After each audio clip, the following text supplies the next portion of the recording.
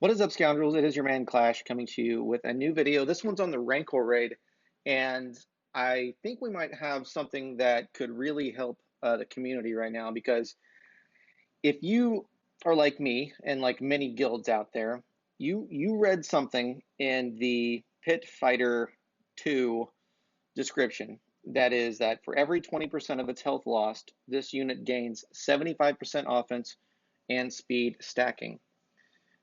So what did everyone do? I think most of us all said, okay, well, if that's how it's going to be, we are going to have to coordinate everyone's damage so that way we can preload all of it and then sort of clear out an entire phase in one run. So that way we don't get into these other segments of its health pool and end up getting crushed by it.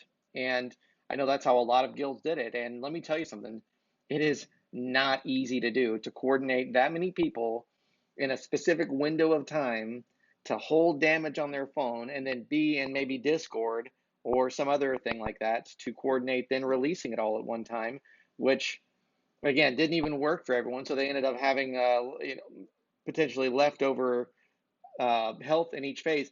It was really, really challenging. And one of the things that I think is probably the most, I don't want to say frustrating, but it was one of those things that was clearly the most not helpful from a lot of perspectives of guild members and guild leaders, because it just took a lot of work. But I was fortunate to have been passed some information today, and it's something I think I really do believe now at this point. So I'm talking to Fishy Fellow and John Rita. These are some friends of mine. At least John is in one of my shards, and basically they show me a couple of different screenshots. The first one we're going to look at here is just on the damage output. This is where someone's going in at various parts of the movement of its health.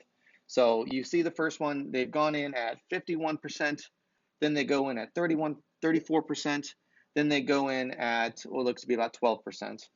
And what's interesting is you can see the damage doesn't increase. The damage at any of those phases didn't increase at all. So it makes me believe that there really is not a damage increase.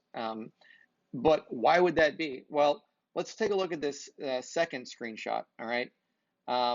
This is where someone went in at 81% and then did enough damage to go through that 20% barrier and is now at 78%.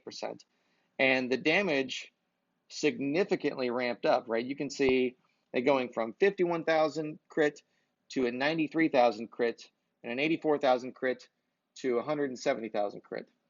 That is what I believe CG is intended to be, the way they prevent someone from being able to solo, right? With the way they're building this raid and all the things that they've been building from a PvE perspective, they really are trying to prevent the community from being able to theory craft something that destroys it immediately.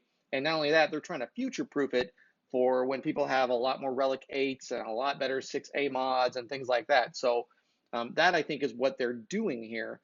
Now this is potentially really good news, right? We need probably a little bit more testing to verify that this is the same in every phase, because I know, at least from my perspective, it seemed like phase 4, it felt like at least it did ramp up the further down it went. But regardless, if this is just the case for phases 2 and 3 and maybe potentially phase 1, that makes life so much easier from a logistics perspective for so many guilds out there that have been trying to coordinate damage release times to be at very specific hours and half hours of the day. So let me know what you think. I think this is pretty compelling. Again, I think we need more testing. We need to make sure that it's true. It'd be nice if CG put something out to this effect, because I certainly haven't seen them say anything to dispel the notion that that this is the case. But let me know what you think.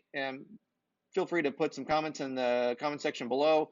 Obviously, you can reach out to me on Discord. Thanks again to John and to Fishy Fellow. I think this is, again, pretty compelling information that you guys have put together, and I hope it gets out to the community in one unique way. So thanks, guys, and I will see you all in the next video.